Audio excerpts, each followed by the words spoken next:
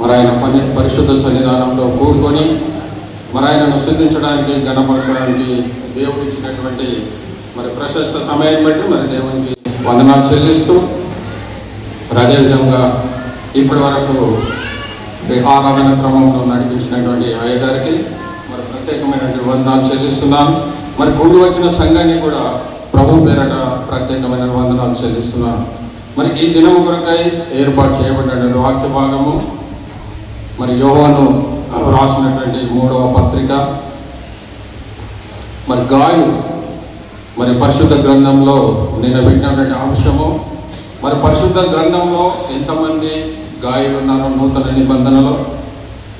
అదేవిధంగా ఈరోజు మనము ధ్యానించినటువంటి గాయ ఎవరంటే మరి యోహాను పత్రికలో రాసినటువంటి ఆ గాయ గురించి, ఆయన కలిగినటువంటి గుణలక్షణాల గురించి, మన సంఘంలో మరి గాయ కలిగినటువంటి లక్షణాలు కలిగి ఉండి మరి ఆయన ఏ విధమైన పరిచర్యకు తోడ్పాటు అందించాడో, మరి ఏ విధంగా దైవ సేవకులను ఆయన సత్కరించాడో, మరి ఏ విధంగా దైవ సేవకులకు ఆతిథ్యం ఇచ్చినటువంటి వాడిగా అనేకమైన పరిచయలో ఎవరు వచ్చినప్పటికీ నా సంఘానికి వారికి ఆయన తన తోడ్పాటును తన పరిచయలో బహుబలముగా వారికి తోడ్పాటు అందించినట్టుగా మనం చూస్తున్నాం పిల్లలు. కాబట్టి ఈరోజు మన సంఘంలో మరి ఆయన కలిగినటువంటి లక్షణాలు ఒకవేళ కలిగి ఉంటే మంచిదే, ఒకవేళ అలాంటి లక్షణాలు కలిగి లేకుండా మరి ఇదే యోహాను రాసిన ఈ పత్రికలో చూసినట్లయితే మరి అక్కడ దియోత్రేఫే లాగా కనుక మనం ఉన్నామేమో, గాయులాగా లేకుండా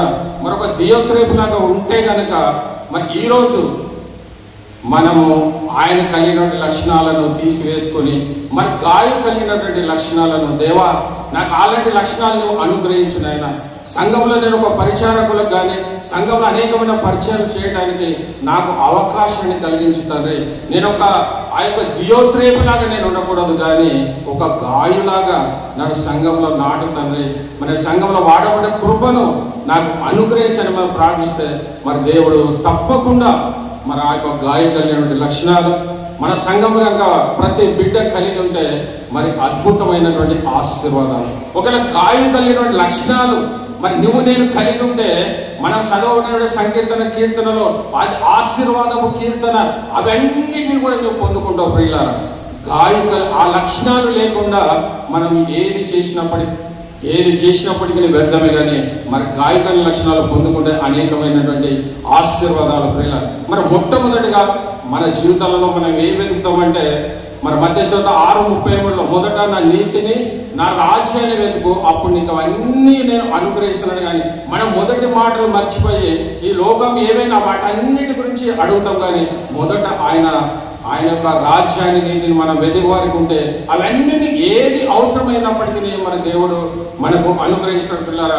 కాబట్టి ఆయన గురించి కొన్ని విషయాలు మనం మీరు ధ్యానించుకుందాం. ఒక వాక్య ధ్యానాంశానికి వెళ్ళకముందు మరి చిన్న ఆత్మ నడిపింపు కొరకు చిన్న ప్రార్థన చేసుకుని మరి వాక్య ధ్యానాంశానికి వెళ్దాం. ప్రార్థన. మహాపరిశుద్ధుడు అయినటువంటి మా ప్రియా పరలోకపు తండ్రి, దేవాని ఘనమైన నామమునకు వందనాలు స్తుతులు స్తోత్రాలు చెల్లిస్తున్నాం ప్రభా. పరిశుద్ధ దినము పునరుద్ధాన దినంలో ప్రభా మేమందరినీ పరిశుద్ధ సన్నిధానంలో కూడుకొని నేను స్తుతించడానికి గణపరచడానికి మీరు ఇచ్చిన శ్రేష్టమైన సమయం బట్టి ప్రభా మీకే వందనాలు స్తుతులు స్తోత్రాలు చెల్లిస్తున్నాం తండ్రి. మరి అల్పుడులో అయోగ్యుడు నాయన, ఏ యోగ్యత లేనట్టు నన్ను ప్రభా నీ పరిశుద్ధ రక్తంలో నాయన ప్రభా మా పాపలన్నిటిని కడిగి నాయన ప్రభా నీ పరిశుద్ధినిగా మమ్మల్ని మార్చి నీ కుమారులుగా కుమార్తెలుగా మమ్మల్ని చేసుకుని ఈరోజు నీ పరిశుద్ధ సన్నిధానంలో కూర్చుంటే భాగ్యాన్ని మీరు ఇచ్చిన విధానాన్ని బట్టి మీకే వందనాలు స్తుతులు స్తోత్రాలు చెల్లిస్తున్నాం ప్రభా. ఈరోజు ధ్యానించిన ప్రభా ఆ గాయ ఎలాంటి లక్షణాలు కలిగి ఉన్నాడో ప్రభా మేము అలాంటి లక్షణాలు కలిగినైనా నీ నిత్య రాజ్యానికి వారసుడైన కృపను మీరు మాకు అనుగ్రహించి మరి అనేకమైన ఆత్మీయమైన జీవితంలో దినదిన మేము అభివృద్ధి పొందడానికి కృపను మీరు మాకు అనుగ్రహించమని వేడుకుంటున్నాము తండ్రి. యెహోవా మా ఆశ్రయ దుర్గమా, మా నోటి మాటలు మన హృదయ ధ్యానములు నీకు అంగీకారమైనటువంటి కృపను మీరు మాకు అనుగ్రహించమని వేడుకుంటున్నాను తండ్రి. మరి నాయన ప్రభా నా వాక్కు చాతుర మాటల వల్ల కానీ నా యొక్క సొంత మాటలు కాదు, కానీ దేవా నా యొక్క స్వరాన్ని మరుగుపరిచి ప్రభా నీ స్వరం ద్వారా వచ్చిన నీ బిడ్డల ద్వారా మీరు మాట్లాడమని మరి సమస్త మహిమ ఘనత ప్రభా మీకే చెల్లిస్తూ అతి త్వరలో రానైన ప్రభువైన యేసు క్రీస్తు పేరట బ్రతిమాలి వేడుకుంటున్నాను తండ్రి. ఆమేన్ ఆమేన్. మరి దేవుని నామముకు మహిమ కలుగును గాక. మరి యోహాను గురించి మొట్టమొదటిగా మరి వాళ్ళ తల్లిదండ్రులైనటువంటి మరి జెబెదయి కుమారులైనటువంటి యోహాను, మరి యాకోబు తన తల్లి సలోమి, మరి ఆమె యేసు ప్రభు దగ్గర మరి వాళ్ళు వృత్తిరీత మరి వాళ్ళు మత్స్యక అంటే చేపలు పట్టేటట్టు వృత్తి కలిగినప్పటికీ, వారికి అనేక మంది పనివారు కలిగినప్పటికీ ఉన్నటువంటి ఇద్దరి కుమారులను కూడా మరి యేసు ప్రభు వెంబడి వెళ్ళడానికి వారు అనుమతించినట్టుగా మనం చూస్తున్నాం పిల్లరా. అదే కాకుండా ఒక తల్లి కోరిక ఏంటంటే, ఒక పరలోక రాజ్యంలో నీ రాజ్యంలో వీళ్ళు ఉన్నప్పుడు ఒకరిని నీ కుడి పక్కన మరి ఇంకొక కుమారుని ఎడమ పక్కన అని తన తల్లి ఎంతగానో మరి యేసు ప్రభుని మనం అడిగినట్టుగా నన్ను చూస్తున్నాం పిల్లలు.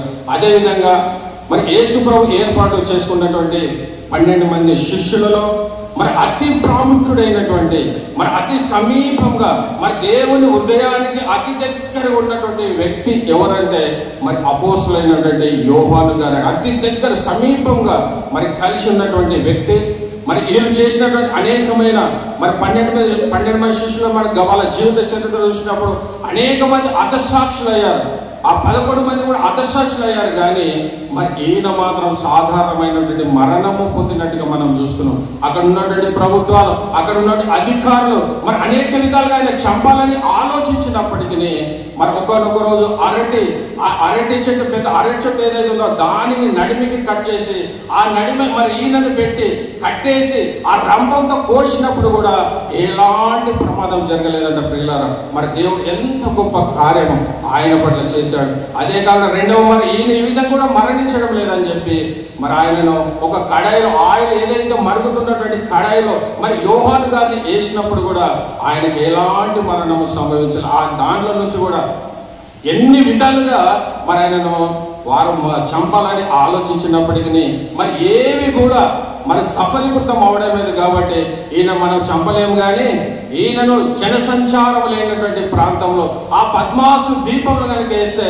ఎవరు ఉండరు, ఎవరు ఆయనకు సహాయకారులు ఉండరు అని చెప్పి ఆ పద్మాసు దీపంలో పెట్టినప్పుడు మరి అక్కడ దేవుడు మరి ఈ యొక్క మనుషులు మరి ఏదైతే వీళ్ళు తలంచారో దానికి వ్యతిరేకంగా మరి ఎవరు లేనప్పటికీ యేసు తనకు దేవుడు తోడై ఉండి ఆ పరలోక దర్శనాన్ని మరి ఆయన యోహాను గారికి కలిగించి మరి ఆ దర్శనాన్ని బట్టి మరి అప్పుడు అక్కడ ప్రకటన గ్రంథాన్ని రాశాడు పిల్లలు. మరి మనుషులు ఏది ఆలోచించినప్పటికీ అది జరగలేదు. కానీ ఆయన మరణిస్తాడని అనుకుని ఆయనకి ఎవరు జనసంచారం లేనటువంటి ప్రాంతంలో, ఏమి దొరకనటువంటి ప్రాంతంలో, ఆ పద్మ చీకటికి వెళ్ళినటువంటి ప్రాంతంలో వేసినప్పటికీ మరి దేవుడు మర్చిపోయే దేవుడు కాదు. ఆయనను మరి జ్ఞాపకం చేసుకున్నటువంటి దేవుడు ఆయన ద్వారా మరి ఆత్మీయ నేత్రాలు తెరవబడి పరలోక దర్శనాన్ని చూసినటువంటి యోహాను మరి యొక్క ప్రకటన గ్రంథం రాశాడు ప్రియులారా. మరి మన పరిశుద్ధ గ్రంథంలో మరి ఉన్నటువంటి గ్రంథాలు మరి 66 గ్రంథాలు, మరి పాత నిబంధన 39, మరి క్రొత్త నిబంధన 27 గ్రంథాలు. మరి 27 గ్రంథాలలో అత్యధికంగా మరి గ్రంథాలు రాసినట్టు ఎవరంటే మరి అపోస్తలుడైన పౌలు. దాదాపుగా 14 గ్రంథాలు ఆయన రాశాడు. మరి దాని తర్వాత ఎవరయ్యా ఎక్కువ గ్రంథాలు రాసిందంటే మరి యోహాను గారండి. మరి యోహాను సువార్త, మరి అదేవిధంగా మరి మొదటి యోహాను పత్రిక, రెండవ యోహాను పత్రిక, మూడవ యోహాను పత్రిక, ప్రకటన. అంటే దాదాపుగా మరి అపోస్తలుడైన పౌలు తర్వాత మరి ఎక్కువ గ్రంథాలు రాసినట్లు ఎవరు అని మనం ఆలోచించినట్లయితే మరి యోహాను గారి పిల్లలు. కాబట్టి అంత ధన్యత కలిగినటువంటి ఈ యోహాను గారు మరి ఆయన చేసినటువంటి ఆ యొక్క యోహాను సువార్తలో ఆయన దైవ కుమారుడు మరి యేసు ప్రభు చేసినట్టు అనేకమైన అద్భుత కార్యాలు మన యొక్క యోహాను సువార్తలో మనం చూస్తాం. అదేవిధంగా ఈ మొదటి యోహాను పత్రిక కనుక చూస్తే అది ఒక సహోదర ప్రేమ గురించి రాసినట్టుగా మనం చూస్తాం. మరి రెండవది కనుక చూస్తే ఆయన అనేక సత్యంను అనుసరించి మరి సత్యాన్ని బలపరచడం కొరకని మరి సత్యమును విడువక మీరు ఎల్లప్పుడూ స్థిరంగా మరి సత్యమందు నిలిచి ఉండటని చెప్పి మరి రెండవ పత్రిక రాశాడు. ఈ మూడవ పత్రికలో మనం చూసినట్లయితే ఇది ప్రత్యేకంగా గాయకు రాసినట్టుగా మనం చూస్తున్నాం. మరి ఈ యొక్క యోహాను కూడా మరి యేసు ప్రభు పునరుద్ధానం అయిన తర్వాత మనకు యెరూషలేములో ఆదిమ సంఘంలో మరి పేతురుతో కలిసి అనేకమైన సంవత్సరాలు మరి సేవ పరిచర్య చేసినట్టుగా మనం చూస్తాం. మరి అనేకమైన సేవ పరిచయం చేసిన తర్వాత మరి యేసు ప్రభు తనకు అప్పగించినటువంటి ఆ శిలువలో మరి తన తల్లిని యేసు ప్రభు మరియమ్మను అప్పగించినప్పుడు తన తల్లిని తీసుకొని ఆయన ఎఫెసు ప్రాంతానికి వెళ్తాడు. ప్రియులారా, ఎఫెసు ప్రాంతానికి వెళ్ళి అంటే చాలా సంవత్సరాలు యెరూషలేములో ఆ సంఘానికి ఆదిమ సంఘానికి ఒక స్తంభం ఉన్నటువంటి యోహాను కొన్ని సంవత్సరాలు గడిచిన తర్వాత మరి ఎఫెసు ప్రాంతానికి ఒక్కడే పోలేడు కానీ తనకు మరి యేసు ప్రభు వారు అప్పగించినట్టు తన తల్లిని తీసుకొని మరి ఎఫెసు ప్రాంతానికి వెళ్ళినట్టుగా చూస్తాం. ఆ ఎఫెసు ప్రాంతానికి మరి పురావస్తు శాస్త్రం ఏం చెప్తారంటే అక్కడ మరి ఇప్పటికి కూడా మరియమ్మ యొక్క సమాధి మరి దాని పక్కల యోహాను గారి యొక్క సమాధి కూడా ఉందంట. ప్రియులారా, మరి ఆ విధంగా యేసు ప్రభు తనకు అప్పగించిన పనిని మరి ఏదో యేసు ప్రభు చెప్పారు ఆమెను వదిలిపెట్టలేదు కానీ ఆమె వృద్ధాపంలో కూడా అనేకమైన పరిచయాలు తన తల్లికి మరి చేసినట్టుగా మనం చూస్తున్నాం.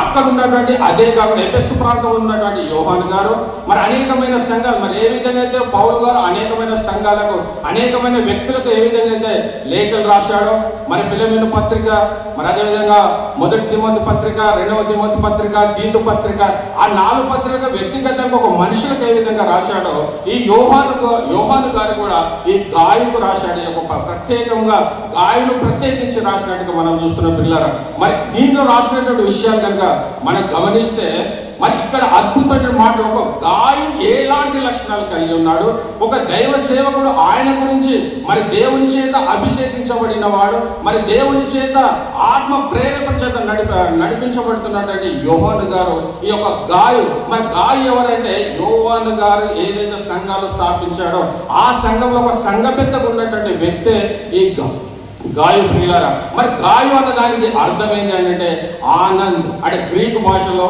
మరి దానికి అర్థం గాయు అంటే ఆనంద్ అంటే మనం జనరల్గా ఆనాడు మరి అప్పుడు ఆనంద్ అనే పేరు సర్వసాధారణంగా గాయు అనే పేరు సర్వసాధారణంగా ఉండేదంట.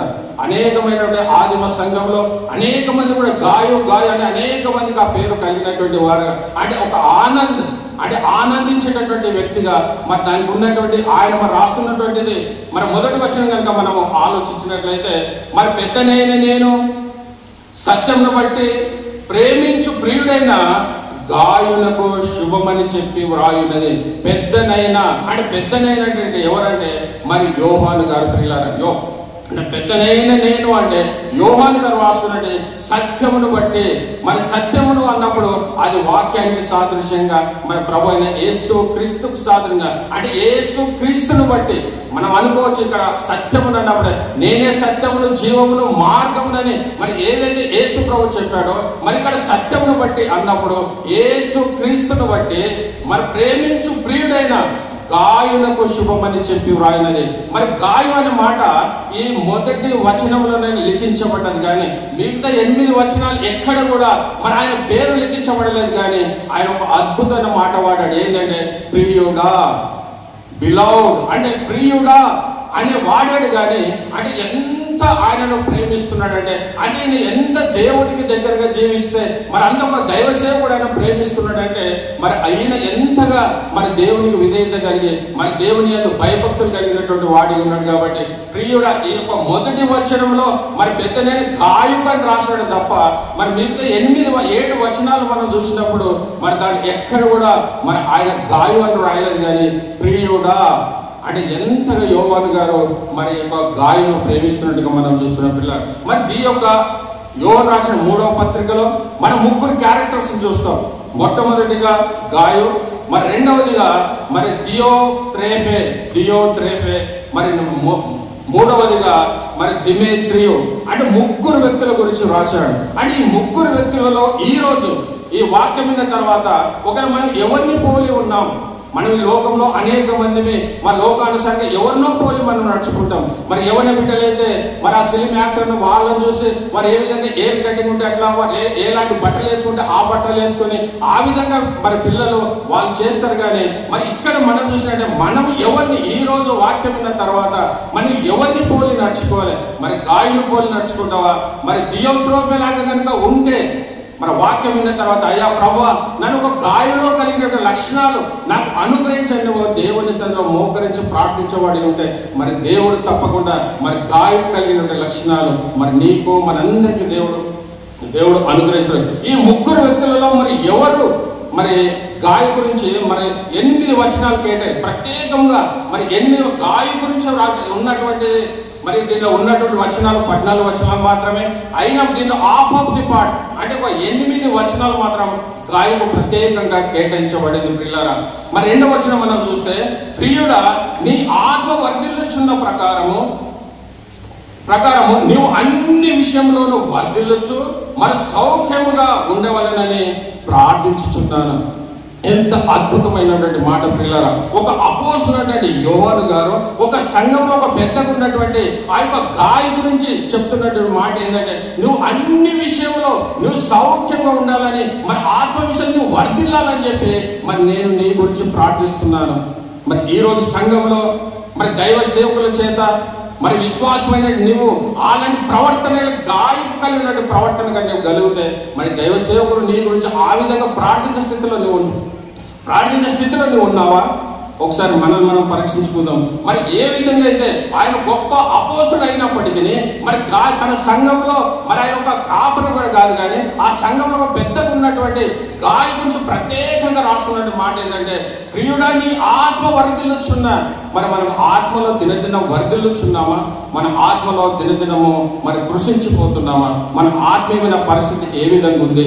మరి ఈయన వర్ధిల్లుచున్న ప్రకారం గాయ మాత్రం తన ఆత్మలో మరి వర్ధిల్లుచున్నాడు కాబట్టి మరి ఆయన చెప్తున్న మాట మరి నేను ప్రార్థించున్నాను నువ్వు సత్యమును బట్టి అనుసరించి నడుచుకుంటున్నావు. సత్యమును బట్టి మరి సత్యం అంటే ప్రభువైన యేసుక్రీస్తు అని మనం సాదృశ్యంగా అనుకుంటే మరి నువ్వు సత్యం యేసుక్రీస్తుని బట్టి నువ్వు నడుచుకుంటున్నావా? మరి సాధారణంగా మనం పరిశుద్ధ దినం పునరుద్ధాన దినం రోజే మరి ఎంతో భక్తికి కనబడినటువంటి మనము మరి బయటకు వెళ్ళినప్పుడు నువ్వు ఏ విధంగా ఉన్నావు? నీ ఆత్మీయ పరిస్థితి ఏ విధంగా ఉంది? నువ్వు పని చేసిన చోట నువ్వు ఏ విధంగా ఎవరికి మాదిరిగా నువ్వు జీవిస్తున్నావు?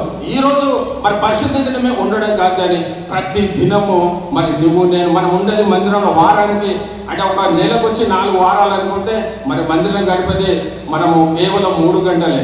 అంటే నెలకు వచ్చేసి 12 గంటలు. కానీ మనము దేవునికి సమయాన్ని మనం కేటాయించే వారికి ఉన్నామా? మరి ఆత్మకౌల మందిరానికి రాకపోయినా మరి మనము దేవునికి దశమ భాగం ఇవ్వమని దేవుడు అన్నప్పుడు నీ ఆస్తి రాబడాలని కాదు కానీ మరి దేవుడు ఇచ్చినటువంటి 24 గంటల సమయం దేవుడు ఇచ్చినప్పుడు ఆ 24 గంటల సమయాలలో మరి 2 గంటల 40 నిమిషాలు దేవునికి కేటాయిస్తున్నావా? అది మనము పరీక్షించుకోవాలి. దేవునికి నువ్వు పాటలు పాడతావా? నువ్వు దేవుని స్తుతిస్తావా? నువ్వు ఏమి చేస్తావా? మరి ఈ సంవత్సరం నువ్వు ఏ విధంగా ఉన్నావో ఈ సంవత్సరం ప్రార్థన ఒక 10 నిమిషాలు చేస్తే మరి దినదినం ఒక్కొక్క నిమిషం పెంచుకుంటూ నీ ప్రార్థన స్థితిని మెరుగుపరుచుకుంటున్నావా? నీ ఆత్మలో దినదినం వర్ధిల్లుచున్నావా? ఇక్కడ ఆయన గురించి చెప్తుంటే గాయ గురించి చెప్తుంటే నీ ఆత్మలో నువ్వు వర్ధిల్లుచున్న ప్రకారము మరి అన్ని విషయాలు నువ్వు సౌఖ్యంగా ఉన్నట్లు మరి నేను నీ గురించి నేను ప్రార్థిస్తున్నాను. ఎంత ధన్యత ప్రియులారా. ఒక సంఘంలో మరి పెద్దనైనటువంటి గాయకు మరి అపోస్తలుడైనటువంటి యోహాను గారు మరి ఆయన ప్రత్యేకంగా నేను ప్రార్థిస్తున్నాను అన్ని విషయంలో నువ్వు వర్ధిల్లాలని, ఆత్మ విషయంలో మరి లోకపరమైన విషయం అన్ని విషయంలో నువ్వు వర్ధిల్లాలని చెప్పి ఆయన గురించి ప్రత్యేకంగా మరి ప్రార్థన చేసినట్టుగా మనం చూస్తున్నాం పిల్లలు. మరి 3వ వచనం నువ్వు సత్యమును అనుసరించి నడుపుచున్నావు గనుక మరి సహోదరుల గురించి నీకు సత్య ప్రవర్తన గురించి సాక్ష్యము చెప్పగా నేను బహుగా సంతోషించుతుని.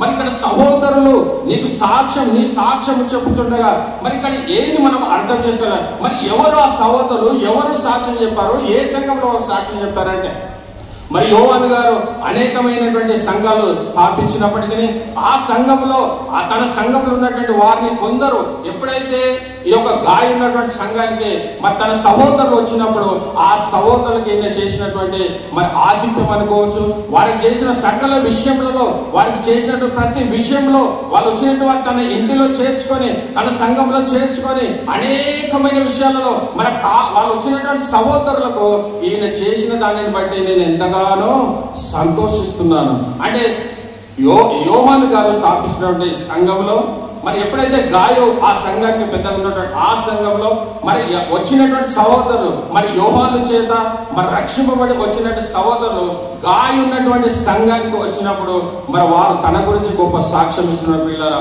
మరి 4వ వచనం చూస్తే, మరి నా పిల్లలు సత్యమును అనుసరించి నడుచుకొంచున్నారని వినుట కంటే నాకు ఎక్కువైన సంతోషం లేదు. ఒక దైవ సేవకునికి ఉండవలసింది ఏంటంటే, నా బిడ్డలు మరి నా బిడ్డలు వాళ్ళ ఆత్మలో మరి ఎంతగా వర్ధిల్లుచున్నారు, అంతగా వాళ్ళు వర్ధిల్లుచుంటే, వాళ్ళ ఆత్మలు వర్ధిల్లుచుంటే మరి అంతకైనా సంతోషం నాకేముంది అని ఒక సేవకుడు కోరుకునేది. అదే ప్రియులారా, ఎన్ని రోజులు మనం మందిరానికి వచ్చినప్పటికీ మన వాక్యాన్ని విని మన వాక్యంలో మనం వదిలివేసే వారికి ఉంటున్నామా, వాక్యానుసారంగా మనం జీవించే వారికి ఉంటున్నామా? మరి నేను ఎప్పుడు ఒక మాట, మరి రోమపత్రిక 2:13 కనుక మనం చూసినట్లయితే, మరి ధర్మశాస్త్రమును వినువాడు నీతిమంతుడు కాడు, కానీ మరి ధర్మశాస్త్రం విని దాని ప్రకారం నడుచుకుని వాడే నీతిమంతుడు అంటాడు. మరి అందరూ వచ్చారు, మంచిదే, వాక్యం వింటున్నారు, మంచిదే, కానీ ఆ వాక్యానుసారమైన జీవితం మీరు జీవించగలుగుతున్నారా? విని వెళ్ళడం కాదు, విని వెళ్ళినంత మాత్రం నువ్వు నీతిమంతుడు కాదు, నువ్వు మందిరానికి వచ్చినంత మాత్రం నీతిమంతుడు కాదు, కానీ మందిరానికి వచ్చి నీ వాక్యాన్ని విని మరి ఏదైతే దేవుని వాక్యం చేత మరి దేవుడు నీతో మాట్లాడినప్పుడు, ప్రభా నాలోని ఈ బలహీనత ఉంది నాయన, ఈ బలహీనతను నేను ఒప్పుకుంటున్నాను సన్నిధిలో, ఈ బలహీనత నన్ను విడిపించని వాక్యానుసారమైన జీవితము నువ్వు జీవించగలుగుతున్నావా? లేకపోతే ఏదో వచ్చాను పోయాను నాకెందుకులే, నేనేదో ఆదివారం కాబట్టి పోవాలి అని ఆలోచనతో వస్తే దాని వలన ఎలాంటి ప్రయోజనం లేదు. కానీ వచ్చినటువంటి నీవు మరి వాక్యం చేత దేవుడు నేను గద్దించినప్పుడు మరి వాక్యానికి నువ్వు లోబడే స్థితిలో నీవు ఉంటున్నావా? మరి ఇక్కడ చెప్పినటువంటి విషయం, మరి గాలి ఏ విధంగా అయితే తన సంఘానికి ఎవరు వచ్చినప్పటికీ తను చేర్చుకొని వారికి ఆతిథ్యం ఇచ్చి వారికి కావాల్సిన సమస్తాన్ని కూడా ఆయన సమకూర్చినట్టుగా ఉంటున్నాడు. పిల్లారా, మరి నీవు నేను దేవుని కలిగించిన దానిలో నుంచి మరి దేవుని పరిచయం కొరకు, దేవుని సేవకుల కొరకు నువ్వేదైనా చేయగలుగుతున్నావా?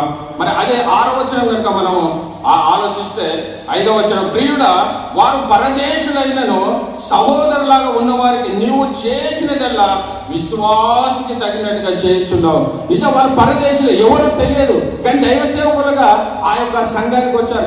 ఏ సంఘం ఆ సంఘానికి వచ్చినప్పుడు వాళ్ళు పరదేశులని, వాళ్ళు మా సంఘస్థులు కారు, వాళ్ళ మాకేది కానీ అనుకోలేదు. కానీ వచ్చినటువంటి ఆ యొక్క సంచారం ఏదైతే వాళ్ళు ఎవాంజలిస్ట్ అంటే, ఆ రోజుల్లో సంఘాలు లేవు, ఏ సంఘం అయినప్పటికీ ఒక గృహంలో కూడుకున్న సంఘాన్ని ఆరాధించేటటువంటి వారు, అలాంటి సంఘంలో వచ్చినటువంటి వారికి మరి తను చేర్చుకొని వారికి కావాల్సిన వాళ్ళు పరదేశులైన సహోదరులు అయినప్పటికీ నీవు చేసినదల్లా విశ్వాసికి తగినట్టుగా. మరి విశ్వాసికి ఏముండాలండి? ఆ డినామినేషన్ ఈ డినామినేషన్ అని కాదు, కానీ ఎవరు వచ్చినప్పటికీ సంఘానికి వారికి నువ్వు ఒక విశ్వాసి చేయవలసిన పనులు మరి వారికి నువ్వు చేయగలుగుతున్నావా? మరి ఆయన కూడా సాక్ష్యం ఇస్తున్నాడు, అయ్యా విశ్వాసికి తగినట్టుగా నువ్వు చేయించున్నావు. వాళ్ళు పరదేశులైన సహోదరులు అయినప్పటికీ వాళ్ళు ఎవరో నాకు ఎందుకు అనుకోలేదు, కానీ నీ సంఘానికి వచ్చినప్పుడు వారిని నువ్వు మరి విశ్వాస తగినటువంటి పరిచయం వారికి నువ్వు కొనసాగించావని. మరి 6వ వచనం చూస్తే, వారు ప్రేమను గురించి, వారు నీ ప్రేమను గురించి సంఘం ఎదుట సాక్ష్యం ఇచ్చిరి. వారు అన్యజనుల వలన ఏమీ తీసుకొనగా ఆయన నామము నిమిత్తము బయలుదేరి గనుక దేవునికి తగినట్టుగా నువ్వు వారిని సాగనంపినట్లా నీకు యుక్తముగా ఉండును. మరి 6వ వచనంలో వాళ్ళు ఎవరైతే వచ్చినటువంటి సేవకులు, మరి ఎవరైతే సువార్త పరిచరకులు ఎవరైతే వచ్చారో వారందరూ కూడా పోయి తమ సంఘంలో సాక్ష్యం చెప్తున్నారంట. ఎవరి గురించి? ఈ గాలి గురించి. మా సంఘంలో మరి ప్రేమను గురించి సంఘం ఎదుట మరి సాక్ష్యం ఇచ్చింది. మరి ఈ రోజు మన సంఘానికి ఎవరైనా నూతనంగా వస్తే మరి నా గురించి వాళ్ళ ఒక సాక్ష్యం, వాళ్ళ సంఘంలో వారు సాక్ష్యం చెప్పేటటువంటి స్థితిలో ఉన్నారా? అయ్యో ఆ సంఘం ఆరాధన క్రమం కానీ, మరి ఆ సంఘంలో నడుస్తున్నటువంటి మరి ఉపదేశం కానీ, మరి ఆ సంఘంలో చేస్తున్నటువంటి ప్రార్థనలు కానీ ఎంతో అద్భుతంగా ఉన్నాయండి. వాళ్ళు దేవుని విశ్వాసం తగినటువంటిగా వారి యొక్క జీవితం ఉంది, మరి వారు మాదిరికరమైన జీవితం జీవిస్తున్నారని చెప్పి మన సంఘం గురించి వేరే సంఘాలు వచ్చి మన సంఘంలో చూసి వారి సంఘంలో సాక్ష్యం ఇవ్వగలుగుతున్నారా? మరి గాలి గురించి వచ్చినటువంటి సహోదరులు మరి వాళ్ళు పరదేశులు అయినప్పటికీ ఎవరైనప్పటికీ మరి విశ్వాసిగా నువ్వు తగినట్టుగా. అదే కాకుండా వారు వచ్చినటువంటి వారు ఎలాంటి వారు అంటే, వారు అన్యజనుల వలన ఏమీ తీసుకొనక ఆయన నామము నిమిత్తము బయలుదేరి కనుక దేవునికి తగినట్టుగా నీ వారిని సాగనంపినట్లా నీకు యుక్తంగా నుండును. వచ్చినటువంటి దైవ సేవకులను ఒట్టి చేతితో పంపొద్దంటుండండి. ఇక్కడ చెప్తూ వాళ్ళు అన్యజనులను ఏమీ తీసుకొనగా దేవుడి మీద ఆధారపడి వచ్చినటువంటి ఆ యొక్క సేవకులకు నీవు వారిని సాగనంపిన ఎడల అంటే అక్కడ దేవునికి తగినట్టుగా, మరి దేవునికి తగినట్టుగా అంటే మరి ఎవరైనా దైవ సేవకులు మన ఇంటికి వస్తే వారికి మనం ఏం చేస్తాం? కానుక పెడతాం. మరి అదేవిధంగా ఆయన అదే చేశాడు. వచ్చినటువంటి దైవ సేవకులకు ఆయన చేసినటువంటి ఏంటంటే ఆ కానుకను వాళ్ళకి తగినట్టుగా వాళ్ళు ఏమీ తీసుకొనగా వాళ్ళు నిస్వార్థంగా పరిచయం చేస్తున్నారు. కాబట్టి వాళ్ళ అవసరాల నిమిత్తం, వాళ్ళ ఖర్చుల నిమిత్తం ఒకవేళ నువ్వు వారికి తగినట్టుగా సాగనంపినట్లా నీకు యుక్తముగా ఉండును. అంటే నీకు అది ఒక శ్రేష్టరం. సేవకులు ఎప్పుడు నీ ఇంటికి వచ్చినప్పటికీ మరి వారికి నీవు వారిని ఆదరించినటువంటి వారిగా, వారికి కావాల్సినటువంటి ఇచ్చేవాడిగా నీవు ఉంటున్నావా? అయ్యో ఎవరో ఎందుకు వచ్చారనే ఆలోచన చాలా మందికి ఏంటంటే దైవ సేవకులు వస్తేనే అయ్యో మీరు డబ్బులకి వస్తారనే ఆలోచన కూడా కలిగి ఉంటారు చాలా మంది. అది కాదు. కానీ వచ్చినటువంటి సేవకులకు వాళ్ళ పరదేశంలో ఎవరా అరే మా కాపరి కాదని కూడా చాలాసార్లు నేను కూడా ఒకసారి అనుకున్నా. వేరే సేవకులు వస్తాయని మా కాపరి కాదు నేను ఎందుకు అని అనుకున్నా. కానీ మరి వాక్యం చదువుతున్న దేవుడు ఏమంటే వాళ్ళ పరదేశంలో అయినప్పటికీ వాళ్ళు ఎవరైనా దైవ సేవకులు కాబట్టి నీ ఇంటికి వచ్చినప్పుడు వారికి తగినటువంటిది నీవు ఇచ్చి మరి అది నీకు యుక్తము, అంటే నీకు మంచిది. వారిని ప్రేమించి వారికి ఇచ్చినట్టు ఆతిథ్యం కానీ వారికి ఇచ్చినటువంటి ఏదైనప్పటికీ మరి దేవుడు మర్చిపోయే దేవుడు కాదు. పిల్లల నీటికి ఎవరైనా వచ్చి మరి దైవ సేవగా గ్లాసుడు మంచి నీళ్ళు దానికి తగినటువంటి ప్రతిఫలము నువ్వు పరలోకంలో పొందుకుంటావు అంటాడు. మరి మన మంచినీళ్ళు ఇస్తేనే, ఒక దైవ సేవకుని ఒక మంచినీళ్ళు ఇస్తేనే దానికి తగినటువంటి ప్రతిఫలము మరి దేవుడు మర్చిపోయేవాడు కాదు. ప్రియులారా, మరి నీ కలిగినటువంటి నీ యొక్క కష్టంలో నుండి నీకు దేవుడు ఇచ్చినటువంటి దానిలో నుంచి మరి ఆ సేవకులకు అలా పరిచయం కొరకు ఇస్తే మరి ఇంకా పరిచయం ఎంతగానో మరి అభివృద్ధి చెందుతారు. ప్రియులారా, మరి 9వ వచనం చూస్తే మనం సత్యమునకు సహాయకులం అవునట్టు అట్టి వారికి ఉపకారము చేయ బద్దులమై ఉన్నాం. మరి వచ్చినటువంటి ఆ యొక్క సేవకులకు మనం ఏంటంటే ఉపకారము చేయ బద్దులమై ఉన్నాం. ప్రియులారా, ఇదంతా మనము 1వ వచనం నుంచి మరి 8వ వచనం మనం చూసుకుంటే ఈ గాయ గురించి ఆయన ఉన్నటువంటి క్వాలిటీస్, ఆయన మంచి సాక్ష్యం కలిగినటువంటి సత్యమును అనుసరించినటువంటి వాడు, వాళ్ళ పరదేశులు అయినప్పటికీ వాళ్ళ విశ్వాసం తగినట్టుగా మరి ఆయన అనేకమైన విషయాలు దాదాపుగా దీనిలో మనం ఎన్ని అంటే దాదాపుగా మరి మొట్టమొదటిగా మరి యోహాను ఆయన ప్రేమించినట్టుగా మనం చూస్తున్నాం. రెండవది నీ ఆత్మ వర్ధిల్చున్న ప్రకారం, నీ ఆత్మ వర్ధిల్చడం. మరి 3వది చూసినట్లయితే మరి ఆయన నువ్వు సత్యం అనుసరించున్నావు. మరి 4వది సహోదరుల ప్రవర్తన గురించి సాక్ష్యం చెప్పగా, అంటే ఆయన కలిగిన ఎన్ని లక్షణాలలో మనం ఏదైనా ఒకటి పోలి నడుచుకుంటున్నామా? ఈ లక్షణాలు మనకు కలిగి ఉన్నావా? ఒకవేళ మనకి ఈ లక్షణాలు కనుక ఈ రోజు వరకు కనుక కలిగి లేకపోతే ఈ రోజు మనం సరి చేసుకొని మనం ఎలా ఉండకూడదంటే ఈ గాయులాగా మనం ఉండాలి. కానీ మరి అదే మనము 10వ వచనం ఈ 9వ వచనం కనుక చూస్తే అక్కడ ఒక వ్యక్తి మనకి ఇంట్రడ్యూస్ అవుతాడు. పిల్లలు ఈ 8వ వచనం వరకు గాయ గురించి అద్భుతంగా రాసినటువంటి యోహాను గారు, మరి ఈ 9వ వచనం నుంచి మనం చూస్తే అక్కడ 11వ వచనం వరకు ఒక వ్యక్తి గురించి రాసిన ఆయన కలిగినటువంటి మరి గాయ కలిగినటువంటి గుణ లక్షణాల గురించి మనం నేర్చుకున్నాం. ఆయన సేవకులను మరి సేవకులు వచ్చినటువంటి వారికి ఆ పరిచయంలో మరి ఆయన తనకు కలిగినటువంటి సామర్థ్యం చొప్పున మరి వాళ్ళకి ఆతిథ్యం ఇచ్చేవాడిగా అనేక విషయాల సహాయం చేసినటువంటిగా మరి గాయను మనం చూస్తున్నాం. కానీ మరి అదే మరి 9వ వచనం చూస్తే అక్కడ ఒక వ్యక్తిని ఇంకొక వ్యక్తిని దేవుడు మరి యోహాను గారు పరిచయం చేస్తున్నట్టుగా ఆ వ్యక్తి ఎవరంటే మన సంఘంలో ఒక సంగతి వ్రాస్తుంది. అయితే వారిలో ప్రధానత్వము కోరుచున్న దియోత్రేఫే మరి దియోత్రేఫే అంటే మరి తనకు కలిగినటువంటిది దీనికి కలిగినటువంటి అర్థం కూడా ఉంది. ఇప్పుడు ఇలా దియోత్రేఫ్ అంటే మనం మొట్టమొదట దీనికి చూసుకున్నట్టయితే మరి గాయకు ఏదైతే మనం అర్థం మనం చూసుకున్నామో మరి గాయం అనగానే దానికి అర్థం ఏంటంటే మరి ఆనందాన్ని ఏ విధంగా అయితే మనం అనుకున్నామో మరి దీన్ని కూడా దియోత్రేఫ్ అంటే మరి ఇది ధూపతి చేత పోషింపబడ. మరి ధూపతి అనేది ఒక దేవత పేరు. ఆ దేవత కలిగినటువంటి వారు ఆ దేవ చేత పోషింపబడినాడు ఈ యొక్క దియోత్రేపే. మరి దియోత్రేప చేస్తున్నటువంటి ఏంటి మరి ఇప్పటివరకు గాయ గురించి మనం విన్నాం. కానీ మరి ఇంకో దియోత్రేపే ఏమి చేశాడని కనుక మనం ఆలోచిస్తే మరి ఇక్కడ అద్భుతమైన మాట, మరి దియోత్రేప మిమ్మును అంగీకరించలేదు, వారిలో ప్రధానత్వం కోరుచున్న దియోత్రేపే మమ్మును అంగీకరించలేదు. మమ్మును అంటే ఇక్కడ ఎవరిని? యోహాను గారు. మరి యోహాను గారు ఏదైతే సంఘం స్థాపించారో ఆ సంఘంలో ఉన్నటువంటి దియోత్రేపే ఏం చేస్తున్నాడంటే వీరిని అంగీకరించడం లేదంటే ప్రియులారా, సంఘము మరి ఆరంభించింది యోహాను గారు అయినప్పటికీ అదే సంఘానికి యోహాను గారు వచ్చినప్పటికీ ఆయన మమ్మలను అంగీకరించడం లేదండి. అంటే ఎవరు సంఘం స్థాపించినప్పటికీ ఏది చేసినప్పటికీ ఇక్కడ దియోత్రెఫు ఏం చేస్తాడు, మన యోహాను గారు చెప్పి మమ్మను అంగీకరించలేదంటున్నాడు. వాళ్ళ సంఘానికి వస్తే అంటే ఎందుకు అంగీకరించలేదంటే ప్రధానత్వం కోరి. అంటే నేను వాళ్ళు కనుక యోహాను గారు సంఘంలో వచ్చి మరి ఆయన పరిచయం చేస్తే మరి నాకంటే చక్కని వాక్యం చెప్తే మరి ప్రజలందరూ ఆయన తోటి తిరుగుతారు, నా యొక్క విలువ తగ్గిపోతుంది అంటే ఏదో ఒక లోకానుసరమైన ఆలోచన కలిగినటువంటి వ్యక్తి. ప్రధానత్వం నేనే ఉండాలి, సంఘంలో నేనే నెగ్గాలి, సంఘంలో నేనే ప్రతి కార్యం చేయాలి, సంఘంలో అనేకమైన వాటిలో నాకే ప్రాధాన్యత ఉండాలి. అటువంటి వ్యక్తి ఎవరంటే ఈ దియోత్రెఫే. మరి దియోత్రెఫు చేస్తున్నటువంటి సంఘం కంటే యోహాను గారు అయినప్పటికీ మరి మమ్మల్ని అంగీకరించడం లేదు. అంటే ఎందుకు అంగీకరించడం లేదంటే మరి ఎవరైనా వచ్చి చెప్తే వారిని పొగడము ఆయనకి ఇష్టం లేదు. అంటే ఎదుట ఎవరిని పొగడకూడదు, ఎవరు వీళ్ళు అంటే వీళ్ళు చక్కని పాటలు పాడుతున్నారో అని చెప్పకూడదు, మరి చక్కని వాక్యం పరిచయం చేస్తున్నారో అని చెప్పకూడదు. కానీ నా యొక్క ప్రధానత్వం ఎక్కడ నేను కోల్పోతానో అని ఆలోచన కలిగినటువంటి ఈ యొక్క దియోత్రెఫు ఏం చేస్తుందంటే వారిని ఏమంటుందంటే వారిని అంగీకరించడం లేదంట. ప్రియులారా, నిజంగా మరి ఈరోజు మనం ఏ స్థితిలో ఉన్నాం,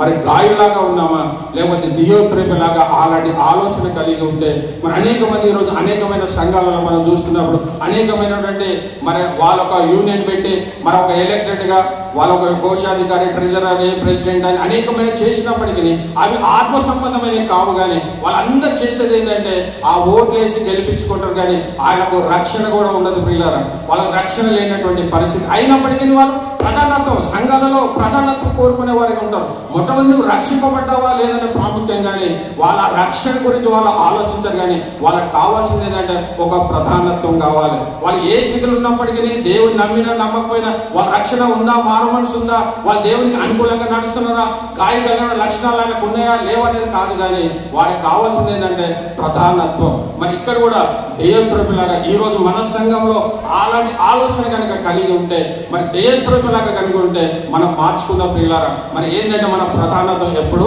కోరుకున్నాం. దేవుడు చెప్పినటువంటి మరి బైబిల్లో మొట్టమొదటి సూత్రం ఏంటంటే మరి తనను తాను తగ్గించుకున్నవాడు హెచ్చింపబడను, తనను తాను హెచ్చించుకున్నవాడు తగ్గించబడను అన్నట్టు మనం మర్చిపోతాం. ఎప్పుడు మనమే ప్రధానత్వం మనం కోరుకునే స్థితిలో ఉంటాం. కానీ ఈ దియోత్రెఫు లాగా మనం ఉండకూడదు. మనం ఎవరిలాగా ఉండాలంటే గాయలాగా. ఎవరు సంఘానికి వచ్చినప్పటికీ వారందరికీ మనము వారిని ఆదరించేవారిగా, వారికి ఆతిథ్యం ఇచ్చేవారిగా, వారి కష్టాలలో వారి శ్రమలలో మనం పాలు పొందేటట్టుగా ఉండాలి. కానీ మనం ఇక్కడ ఏదైతే ఎవరు వస్తే మరి ఏమవుతుందో మరి ఆయన ఆలోచన మనకు కలిగి ఉండకూడదు. కానీ మరి ఆయన కట్టినటువంటి యోహాను గారు ఏర్పాటు చేసిన సంఘంలోనే తనకు మరి స్థానం లేకుండా తనను మరి ఆ సంఘంలోకి ఆయన అంగీకరించలేదంట. ప్రియులారా, దియోత్రెఫు అదే గాయు అయితే వాళ్ళు ఏ ప్రదేశంలో అయినప్పటికీ వాళ్ళు ఎవరైనప్పటికీ మన తను ఆహ్వానించి వారికి కావాల్సిన సకల మర్యాదలు మనం చేసినట్టు ఆ పరిచర్యలో వారు చేసిన పరిచర్యకు ఆయన తోడ్పాటు అందించిన వాడిగా మనం చూస్తున్నాం. కానీ మరి ఈయన మాత్రము ఆ పరిచర్య ఆటంకపరిచేవాడిగా ఉన్నాడు. పిల్లరా, మరి 10వ వచనం కనుక మనం చూస్తే వాడు మిమ్మును గురించి చెడ్డ మాటలు వదరుచు అది చాలదన్నట్టుగా సహోదరులను తానే చేర్చుకొనక వారిని చేర్చుకొని మనసు గల వారిని కూడా ఆటంకపరచుచు సంఘముల నుండి వారిని వెలివేయుచున్నాడు. ఎవరైతే సంఘంకి వచ్చారో మరి దియోత్రెఫు అయితే వారిని అంగీకరించడం లేదు. కానీ ఇంకా వేరే సహోదరులు ఎవరైనా ఆ సేవకులను చేర్చుకుంటే వారిని చేర్చుకున్నట్లు చేస్తున్నాడు. అయ్యో మీరు ఎందుకు చేర్చుకుంటారని చెప్పి వాళ్ళ మీద వదరుపోటు మాటలు అంటే ఈ శ్లోకానుసరమైన మాటలు మాట్లాడుతున్నాడంట. నేను చేర్చుకుంటే నేను చేసుకోవాలి, నేను చేసుకోకపోతే మీరు కూడా మరి సంఘంలో ఎవరు కూడా వాళ్ళను చేర్చుకోకూడదు అని మరి ఎవరు ఎంత బాధాకరమైన మాటలు ప్రియులారా. మరి ఆయన చెప్తున్న మాట మరి ఎవరైతే సహోదరుడు తామే చేర్చుకొనక వారిని చేర్చుకొని మనసు గల వారిని కూడా ఆటంకపరచు సంఘం ఎవరైతే వారిని సేదరించి వారిని ఆదరిస్తే ఎవరైతే వారిని ఆదరించారో ఆదరించినటువంటి వారిని కూడా ఏం చేస్తున్నాడంటే సంఘంలో నుంచి వెలివేయించున్నాడు. అంటే యేసు ప్రభు చెప్పింది సంఘంలో అనేక మందిని చేర్చాలి, మరి నశించిన దానిని వెతికి రక్షించడం వరకు ఈ లోకానికి వచ్చాడని దేవుడు చెప్తే మరి ఈయన మాత్రం సంఘంలో ఉన్నటువంటి వారిని కూడా మరి బయటికి సంఘంలో నుంచి మరి ఇక్కడ ఏంటంటే నేనే చెప్తే అది నడవాలి అంతే సంఘంలో. అంటే ఇక్కడ ఈ యొక్క దియోత్రెఫు మరి ఏ సంఘంలో అలాంటి ఇది కనుక ఉంటే వాళ్ళు దియోత్రెఫులు అనుకోవాలి. కానీ ఈరోజు మనం మార్చుకుందాం. మనమేని కాదు కానీ సంఘంలో ఎవరైనప్పటికీ నా మాట నెగ్గాలని కాదు, కానీ మనం అన్ని అనుకూలంగా ఆలోచించి మరి అలాగా మరి దేవుని పరిచయంలో ఎవరు వచ్చినప్పటికీ మన సహకారం అందించే వారికి ఉండేటువంటి కృప మరి ఈ యొక్క లాగా మనం ఉండకూడదు కానీ గాయులాగా ఉండాలి ప్రియులారా. మరి అదేవిధంగా 11వ వచనం చూస్తే, ప్రియుడా చెడు కార్యమును కాక మంచి కార్యమును అనుసరించి నడుచుకోవడము, మేలు చేయవాడు దేవుని సంబంధి, కీడు చేయవాడు దేవుని చూచినవాడు కాడు ప్రియులారా. మరి ఇక్కడ అద్భుతమైన మాట ఇది, మనందరి జీవితాలకు ఈ వాక్యాన్ని ఈ యొక్క ఏదైతే 11వ వచనం ఉందో అది మనం అందరం కూడా మన జీవితంలో మనం నెరవేర్చేవారు. ఈ యొక్క వాక్యాన్ని మన జీవితానికి అనుభవించేవారు. ఏంటి అంటే, ప్రియుడా చెడు కార్యములను కాక మంచి కార్యము అనుసరించి నడుచుకొనొచ్చు, మేలు చేయవాడు దేవుని సంబంధి. ఎవరైతే మేలు చేస్తారో వాళ్ళు ఎవరంటే మరి దేవుని సంబంధి. మరి కీడు చేయవాడు మరి దేవుని చూచిన వాడు కాడు ప్రియులారా. మరి కాబట్టి మనం మేలు చేసేవారికి ఉంటాం కానీ మరి కీడు చేసేవారికి ఉండదు. మరి కీడు చేసే స్వభావం ఎవరిలో ఉంటుందంటే ఈ యొక్క దియోత్రేపలో ఉంటుంది. కాబట్టి మరి మంచి చేసేవారి ఎవరిలా ఉంటుందంటే ఈ యొక్క గాయం. మరి మనము ఈ ఇద్దరిని పక్క పెట్టి చూసినప్పుడు మరి ఎవరిలాగా మనం ఉన్నాం ఈరోజు మనం పరీక్షించుకుందాం. మరి 2 క్యారెక్టర్స్ మనం చదివాం. మరి 3 క్యారెక్టర్స్ మరి దెమేత్రి 3వ వ్యక్తి కూడా మరి ఇక్కడ దెమేత్రియో అనేది. మరి దెమేత్రియానికి అర్థం ఏంటంటే మరి దెమేత్రి దేవత భక్తుడు. ఆ దెమేత్రి అనే దేవతకు భక్తుడైనటువంటి వాడే మరి ఆయన పేరు దెమేత్రియో. ఆయన ఏంటంటే అందరి వలన సత్యమును మంచి సాక్ష్యం పొందినవాడు. మరి మనము ఈ యొక్క గాయం చూసాం, రెండవదిగా దియోత్రేఫిని చూసాం, మూడవదిగా దియేత్రి చూస్తున్నాం. కానీ మనం ఈ యొక్క రెండో వ్యక్తి ఏంటంటే దియోత్రేఫ్ లాగా ఉండకూడదు. కానీ ఒకవేళ గాయులాగా లేకపోయినా పర్లేదు, కనీసం ఒక మంచి అందరి వలన సత్యం నుంచి సాక్ష్యం పొందినవాడు. మరి మేము కూడా అతనికి సాక్ష్యం ఇచ్చున్నాము, మా సాక్ష్యము సత్యమైనదని నువ్వు ఎరుగుదువు. మరి 3 క్యారెక్టర్స్ మనం చూసాం. మరి మొట్టమొదటి గాయం, మరి రెండవదిగా దియోత్రేపే, మరి మూడవదిగా మరి దెమేత్రియు. మరి ఈ యొక్క దియోత్రేపే లాగా మనం ఉండకూడదు కానీ గాయను అనుసరించినట్టుగా మనం ఉంటాం. మరి చివరి వచనాలు 13 చూస్తే అనేక సంగతులు నీకు వ్రాయబడి ఉన్నది కానీ మరి సీరతోనూ కలంతోనూ నీకు వ్రాయట నాకు ఇష్టం లేదు, శీఘ్రము నేను చూడ నిరీక్షించున్నాను, అప్పుడు ముఖాముఖిగా మాట్లాడుకునేదము, నీకు సమాధానం కలుగును గాక. మన స్నేహితులు నీకు వందనములు చెప్తున్నారు, నీ యొద్దనున్న స్నేహితులకు పేరు వరుసను వందనములు చెప్తాం. మరి ముగింపులో మరి ఆయనకు చెప్తున్నటువంటి మాటలు ప్రియులారా, మరి నేను శీఘ్రంగా వచ్చి నేను కలిసి నేను మాట్లాడాలని ఆలోచించినప్పుడు ఈరోజు ఈ 3 వ్యక్తులలో మరి ఈ 3లో ఉన్నటువంటి క్యారెక్టర్స్ మనం ఆలోచించినప్పుడు నువ్వు ఏ క్యారెక్టర్ నువ్వు కలిగి ఉన్నావు? ఒకవేళ ఈ యొక్క దియోత్రేపులాగా కనుక నువ్వు కలిగి ఉంటే మరి దేవుని సన్నిధిలో ప్రార్థించి, ప్రభువా ఆయనకున్న లక్షణాలు నాలో ఉన్నాయా, మరి గాయ కళ్యాణ లక్షణాలు నాకు అనుగ్రహించని మరి దేవుని సన్నిధిలో నువ్వు మోకరిల్లి మరి దేవుని సన్నిధి మోకరిల్లి నువ్వు ప్రార్థిస్తే మరి దేవుడు తప్పకుండా మరి గాయ కళ్యాణ లక్షణాలు మరి నీకు అనుగ్రహిస్తాడు. ఒకవేళ గాయ కళ్యాణ లక్షణాలు కనుక నువ్వు అనుగ్రహిస్తే మరి దేవుడు ఇచ్చేటటువంటి ఆశీర్వాదాలు మనం చదివినటువంటి 91 కీర్తనలు కనుక మనం ఆలోచిస్తే మరి దేవుడు ఇచ్చే అనేకమైన ఆశీర్వాదాలు. మరి 90 కీర్తన అంటే ఆశీర్వాద కీర్తన కాబట్టి గాయలాంటి లక్షణాలు కనుక నువ్వు కలిగి ఉంటే మరి దేవుడిని కుటుంబంలో మన యొక్క ఏ విషయంలో అయినప్పటికీ మరి దేవుడు చెప్తున్న మాటలు మరి 7వ వచనం చూస్తే నీ ప్రక్కన 1000 మంది పడినను నీ గుడి ప్రక్కన 10,000 మంది కూలినను అపాయం నీ యొద్దకు రాదు. ఎప్పుడు రాదు అంటే గాయం కలిగినటువంటి లక్షణాలు. ఒకవేళ దియోత్రేపు కలిగిన లక్షణాలు కలిగి ఉంటే మరి ఇవి నీకు వర్తించవు. కానీ గాయం కలిగిన లక్షణాలు కలిగి ఉంటే మరి ఇంకా 10వ వచనం చూస్తే నీకు అపాయం ఏమీ రాదు, ఏ తెగులు నీ గుడారము సమీపించదు, మరి నీ మార్గంలో నేను కాపాడుటకు ఆయన నిన్ను కూర్చి తన దూతలకు ఆజ్ఞ. నువ్వు ఎక్కడ వెళ్ళినప్పటికీ మరి యొక్క ఆశీర్వాదాలు దేవుడు మరి అనుగ్రహిస్తున్నట్టున్నాడు. కాబట్టి మరి మనము ఎవరిలాగా ఉంటే మరి వాళ్ళకు ఇద్దరు ఆ యొక్క దియోత్రేపులాగా ఉంటే ఈ యొక్క ఆశీర్వాదాలు పొందుకోలేవు. కానీ ఒకవేళ గాయం లాంటి గుణ లక్షణాలు కనుక నువ్వు కలిగి ఉంటే మరి 91 కీర్తనలో మరి అనేకమైనటువంటి వచనాలు మరి అతడు నన్ను ప్రేమించున్నాడు కనుక నేను అతన్ని తప్పించానని అన్నాడు. అతడు మరి నువ్వు అతన్ని ప్రేమించేవాడిగా నువ్వు ఉంటున్నావా? అతడు అంటే ఇక్కడ ప్రభు అయినా మరి మనం అతడు నన్ను దేవుడు ఇస్తున్నాడు సాక్ష్యం, అతడు నన్ను ప్రేమించున్నాడు, నేను అతన్ని మరి తప్పించేదను. మరి నీకు అపాయం వచ్చినప్పటికీ ఎలాంటి ఆర్థికమైన పరిస్థితి వచ్చినప్పటికీ వాటన్నిటి నుంచి విడిపించాలంటే మరి గాయం కలిగినటువంటి లక్షణాలు నువ్వు కలిగి ఉంటే మరి అతడు నాకు మొరపెట్ట మరి అతడు నా నామం ఎరిగినవాడు కనుక నేను అతన్ని గణపరచెదను. మరి మనుషులు ఎవరు మనం గణపరిస్తే అది శాశ్వతకాలం ఉండదు, కానీ మరి ఒకవేళ దేవుడిని గణపరిస్తే అది శాశ్వతమైనటువంటి మరి ఆ శాశ్వతమైనటువంటి శాశ్వతంగా ఉంటుంది. కానీ మరి మనుషులం ఎప్పుడెప్పుడు మనము కోరుకునే వాడికి ఉండకూడదు. మరి అతడు నాకు మొరపెట్టగా నేను అతనికి ఉత్తరం ఇచ్చేదని అంటాడు. మరి ఈ లక్షణాలు కలిగి నీవు దేవుని కనుక ప్రార్థన చేస్తే మరి దేవుడు తప్పకుండా నీ మొరను వింటాడు. మరి మనం ఎన్ని ప్రార్థన చేసినప్పటికీ మరి నీకు ప్రార్థనకు జవాబు రాలేదంటే ఒకసారి నిన్ను నువ్వు పరీక్షించుకో. నువ్వు ఒక దియోత్రేపులాగా లక్షణాలు కలిగి ఉన్నావేమో, అందుకే దేవుడు నీ ప్రార్థన జవాబు ఇవ్వడం లేదేమో.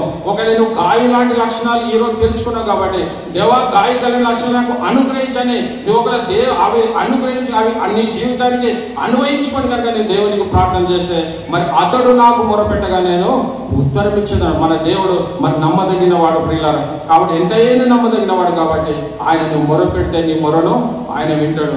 మరి శ్రమలో నేను అందరికి తోడై ఉన్నాడు. నీకు ఏ శ్రమలు కలిగినప్పటికీ ఏ బాధలు కలిగినప్పటికీ నీకు దేవుడిని తోడుండాలంటే నువ్వు మంచి లక్షణాలు కలిగి ఉండాలి ప్రియులారా. మరి అతన్ని విడిపించి అతన్ని గొప్ప చేసేదను.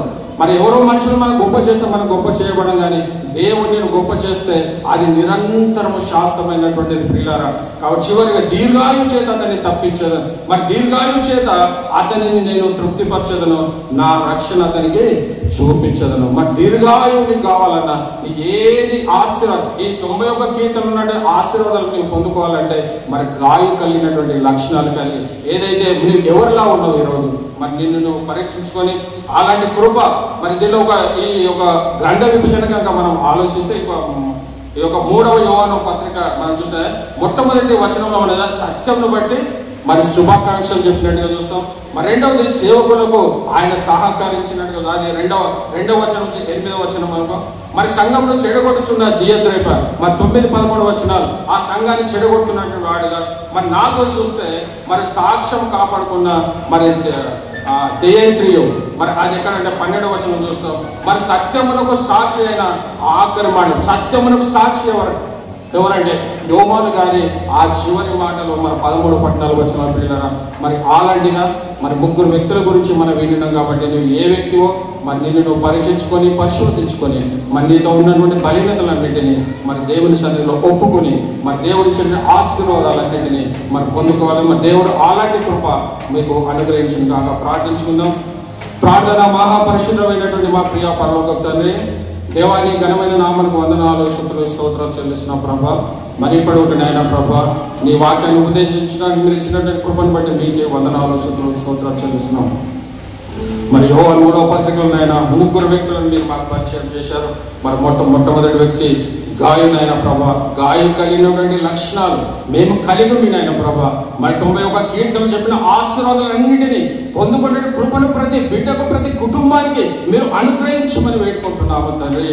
యేసయ్యా మేము ఏ స్థితిలో ఉన్నాము నాయన, మేము దియోత్రేపులాగా కనుక ఉంటే నాయన ప్రభా ఈ రోజు నీ సన్నిధిలో మోకరించి ప్రభా నాలో ఉన్న బలహీనతలన్నీ తీసివేసి నాయన నీకు అయిష్టమైన కారణం నాలో నుంచి తీసివేసి నాయన నేను నీకు సాక్షి బిడ్డ ఉన్నట్టుగా కృపను అనుగ్రహించండి. సన్నిధిలో మోకరించిన కృపను మరి విత్తబడిన వాక్యం నాయన ప్రభా ప్రతి బిడ్డ హృదయంలో నీరు కట్టి ఫలింపజేయమని వేడుకుంటున్నాము తండ్రి. మరి వాక్యానుసారమైన జీవించే కృపను ప్రతి బిడ్డకు మీరు అనుగ్రహించమని వేడుకుంటున్నాము తండ్రి. మరి వాక్యాన్ని విని నాయన వదిలివేసి వారికి ఉండకుండా నాయన వాక్యానుసారమైన జీవించే కృపను ప్రతి బిడ్డకు మీరు అనుగ్రహించమని మరి సమస్త మహిమ ఘనత ప్రభావం మీకే చెల్లిస్తూ అతి త్వరలో రానైన ప్రభువైన యేసు క్రీస్తు పేరట బ్రతిమాలి వేడుకుంటున్నాము తండ్రి. ఆమేన్ ఆమేన్.